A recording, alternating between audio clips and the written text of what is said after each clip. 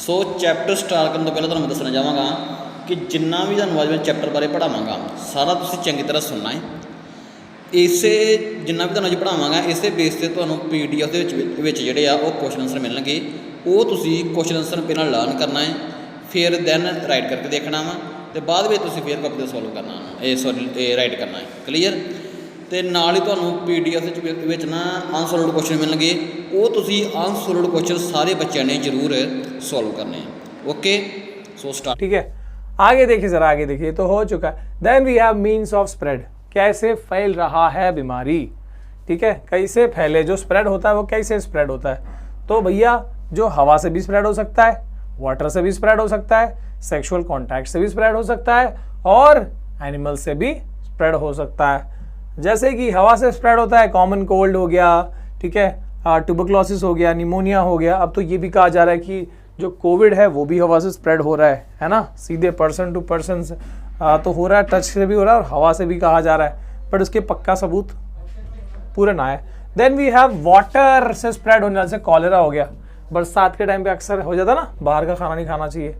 Then we have पानी बोल कर भी पीना चाहिए। सेक्सुअल कॉन्टैक्ट से सिफिलिस हो गया, एड्स हो गया, कई सारी बीमारियाँ, गोनोरिया हो गया, इसके अलावा वार्ड्स हो गया, तो जो सेक्सुअल कॉन्टैक्ट से स्प्रेड होता है। अदर एनिमल से एग्जाम्पल इज मलेरिया। आपको पता है कि मच्छर, फीमेल एनाफिलस मॉस्किटो जो है वो मलेरिया फैला सकती हैं। इसके बाद वाह देखो, मलेरिया के वाले मच्छर को भी दिखाया है, ये है वो कल्प्रिट, देख लो। इसके बाद यहाँ पर कई अच्छे से चित्र बताएं, देखो बाय एयर कैसे फैलता है, बाय इनडायरेक्ट कॉन्टैक्ट से फैल सकता है, जैसे हाँ कोविड-19 जो है ना, टच ऐसे भी टच कर लिया उसमें चला गया वैसे वाला। ठीक है, बाय फूड से फैल सकता है, बाय एनिमल से फैल सकता है, बाय सेक्सुअल कॉन्टैक्ट से फैल सकता है, इंटीमेट कॉन्टैक्ट से। Okay, then we have infectious agents. Bacteria भी फैला सकता है, जर्म्स भी इन्फेक्शन कॉज कर सकता, वायरसेस भी कर सकता है, बैक्टीरिया भी कर सकता है, फंगस भी कर सकता है, मल्टी सेलुलर ऑर्गेनिज्म भी कर सकता है, प्रोटोजोन्स भी कर सकता है। ठीक है, वायरस का एग्जांपल देखो क्या दिया है, सार्स वायरस है ना, corona virus. Then we have HIV का भी है ना, एड्स का भी HIV वायरस है। ओके, हेपेटाइटिस वाला भी वायरस ही है, कॉमन कोल्ड वाला भी वायरस ही है। ठीक है, पोलियो वाला भी वायरस ही है। देन वी हैव दिस, क्या है, स्टेफिलोकोकाई इज अ बैक्टीरिया। उसके बाद देखो ringworm which is a fungus. ठीक है, एस्करीज वाला जो होता है, एस्करीज आपने पढ़ा है ऑलरेडी डाइवर्सिटी वाले में।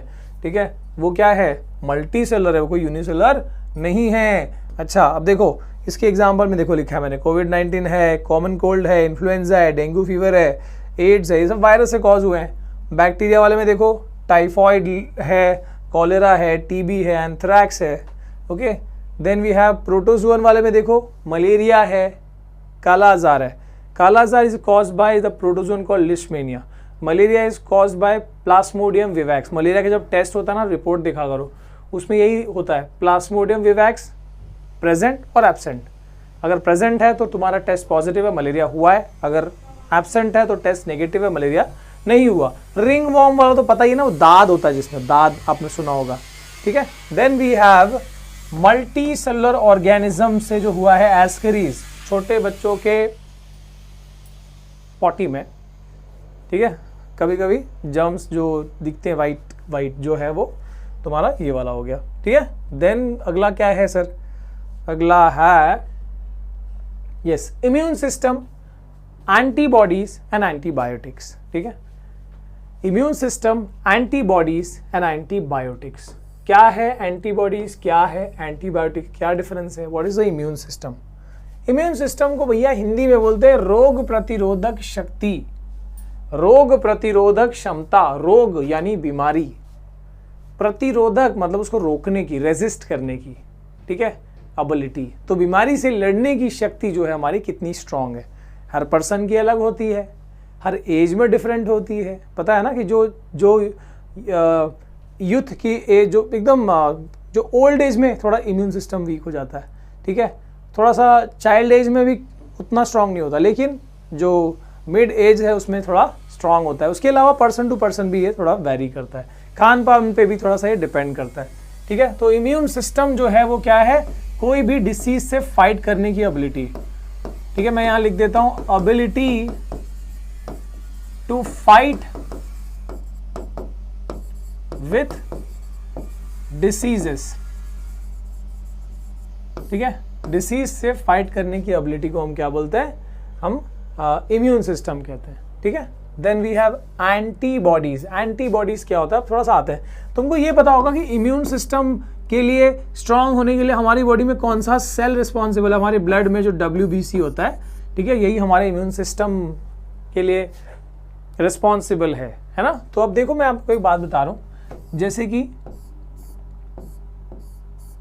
ये पर्सन है, ठीक है, इसके शरीर में कोई जर्म आ गया मान लो, ठीक है, कोई जर्म आ गया, तो अब ये जो जर्म है इसमें भी देखो दो कैटेगरीज है। अगर हम बोल रहे हैं वायरस, जर्म कौन सा है, अगर वो जर्म वायरस वाला है कि वो जर्म नॉन वायरस वाला है। नॉन वायरस में बाकी सब ले लो तुम, नॉन वायरस में तुम बैक्टीरियल ले लो, नॉन वायरस में वायरल वाले में तुम फंगल ले लो, नॉन वायरल वाले में तुम प्रोटोजुअन ले लो। तो यहाँ पर नॉन वायरल वाले में तुम चाहे जितना जो भी वायरस के अलावा जो भी है। तो अब होता क्या है ना, वायरस के ऊपर वायरस थोड़े से शाणे होते हैं, तो इतना ज़्यादा दवाइयाँ काम नहीं करती, और इस वाले में थोड़ी दवाइयाँ काम कर जाती हैं, वायरस वाले में इतनी नहीं करती। तो क्या कारण है, पहले हम देख लेते हैं कि इम्यून सिस्टम कैसे काम करता है। तो जो भी हो, पहले तो ये समझ लो कि जो भी जर्म हमारी बॉडी में गया, मान लो ये जर्म हमारी बॉडी में गया है, तो हमारी बॉडी के अंदर के जो WBC है भैया, WBC या कह लो जो हमारा इम्यून सिस्टम है, वो क्या करेगा, वो हमारी शरीर में फाइटर्स बनाएगा, सोल्जर्स बनाएगा, ऐसे सोल्जर्स जो इन जर्म को मारेंगे, ले भाई धपाक धपाक धपाक। तो ये जो फाइटर्स हैं, ये जो हमारे शरीर में जो फाइटर्स बने हैं, हमारे इम्यून सिस्टम ने जो बनाया, इन फाइटर्स को क्या बोलते हैं, दे आर कॉल्ड एंटीबॉडीज। क्या बोलते हैं इनको, एंटीबॉडीज। इसको कहते हैं एंटीबॉडीज। जो फाइटर बने, नेचुरली हमारी बॉडी ने बनाया फाइट करने के लिए, या ठुशुम ठुशुम ठुशुम, ठीक है, वो एंटीबॉडीज है।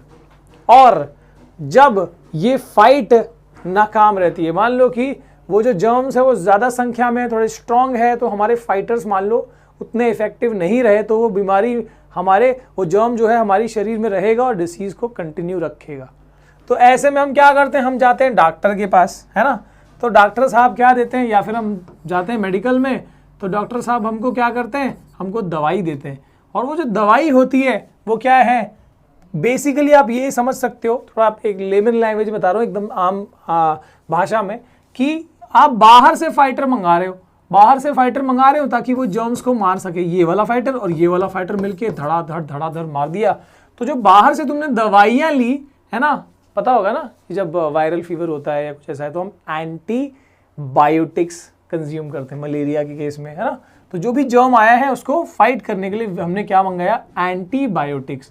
ठीक है, तो हमने बाहर से जो फाइटर मंगाए वो है हमारे, वो एंटीबायोटिक्स है, जो आप मेडिसिन के फॉर्म में ले रहे हो। ठीक है, तो एंटीबायोटिक्स ने और ये हमारे इंटरनल जो एंटीबॉडीज हैं उन्होंने मिलकर धड़ाधड़ इस जर्म्स को ख़त्म कर दिया, काम हो गया ख़त्म। अब देखो बात मैं ये बता रहा था कि अगर मान लो कि वो जर्म वायरस से हुआ है, मतलब बाकी सब केसेस में तो एंटीबायोटिक जो है काफ़ी इफेक्टिव होता है, मतलब एंटीबायोटिक बहुत इफेक्टिव होता है जब बैक्टीरियल है, फंगल है, प्रोटोजुअन है, कोई भी दूसरे हैं। लेकिन जब वायरसेस होते हैं ना, तो ये थोड़े से ना मतलब खतरनाक होते हैं। क्यों, वायरस से हुआ कोई भी डिसीज़ जो है इतना जल्दी शरीर से क्यों नहीं छोड़ता। जैसे मान लो कि तुम्हारे अंदर नॉर्मल एक सर्दी भी हुआ है, एक सर्दी कॉमन कोल्ड भी हुआ है, तो ना कोई दवाई खाने से इमीडिएटली ठीक नहीं होता, आपको पता होगा। ठीक है, तो क्यों नहीं होता, क्योंकि वो वायरस से हुआ है। वायरस जो है वो अपने समय के साथ जाता है, ठीक है, उसके असर को थोड़ा दबा सकते हो, थोड़ा जल्दी कर सकते हो, लेकिन वो इतनी जल्दी नहीं जाता। तो वायरस इतने जिद्दी क्यों होते हैं, कारण क्या है।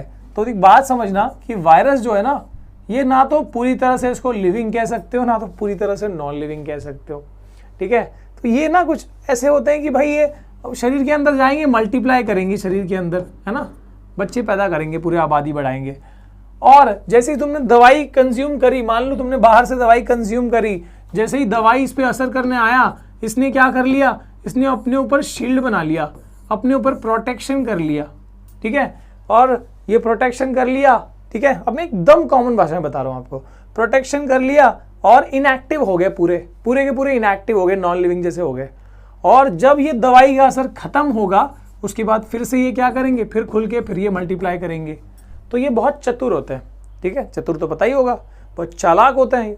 तो जब बाहर से तुम जब दवाई कंज्यूम कर रहे हो उस टाइम पे एकदम इनएक्टिव हो जा रहे हैं, और जैसे दवाई का असर खत्म हो रहा है फिर मल्टीप्लाई कर रहे हैं। तो इसलिए थोड़े से ये खतरनाक हो जाते हैं जो वायरस से कॉज हुए जो भी डिसीजेस हैं, ठीक है। वैसे अगर मैं कुछ ऐसे नाम बताऊं जो थोड़ा डेंजरस हैं, मतलब जो सच में मतलब एकदम फेटल जानलेवा हो सकते हैं, उसमें एक तो है HIV एड्स, ठीक है, एक है हेपेटाइटिस B, और अभी एक तुम्हारा लेटेस्ट अभी एग्जांपल तो पता ही है, COVID-19, ठीक है। क्यों डेंजरस है भैया, वायरस से हुआ, वायरस खतरनाक है भाई, ठीक है। इसके बाद आ गए हम इम्यूनाइजेशन पे। So what is immunisation, immunisation कैसे काम करता है वो देख लेते हैं। देख लो भाई, इम्यूनाइजेशन में होता क्या है, जैसे मैं आपको एक बेस्ट एग्जांपल दूंगा पोलियो वायरस को लेके, ठीक है, पोलियो वायरस को लेके। तो हम छोटे एक बच्चे को, मान लो एक छोटू सा बच्चा है, इसको पोलियो का वायरस पिलाया जा रहा है, तो पोलियो वायरस जो है, पता ना पोलियो से क्या मतलब, अगर पोलियो का वायरस असर कर गया शरीर के ऊपर तो वो जो बच्चे का डेवलपमेंट है वो कुछ रुक सकता है, मतलब कि हाथ नहीं डेवलप हुआ या पैर नहीं डेवलप हुआ, ऐसे में बहुत डेंजरस, मतलब लाइफ खराब हो जाती है वैसे में, है ना, लाइफ टाइम डिसेबिलिटी हो जाएगा। तो इसके लिए पोलियो को हटाने के लिए पूरे WHO ने और पूरे मतलब कंप्लीट हर एक कंट्री का ऑर्गेनाइजेशन ने इसके ऊपर बहुत तेज़ी से काम किया। WHO ने तो बहुत सारा फंडिंग किया ताकि पोलियो को पूरी तरह से ख़त्म किया जा सके, ठीक है। तो ये पोलियो का हम समझते हैं कि उसका जो पोलियो का जो दवाई आता है, जो बच्चे को ड्रॉप पिलाया जाता है, हम समझते हैं वो फ्री है, पर एक्चुअली उसके लिए सभी कंट्रीज़ और WHO बहुत खर्चा करती है, ठीक है। उसको स्टोर करने के लिए कितना सारा, मतलब उसको रेफ्रिजरेंट कूलेंट में स्टोर किया जाता है, बहुत सारा चीज़ है।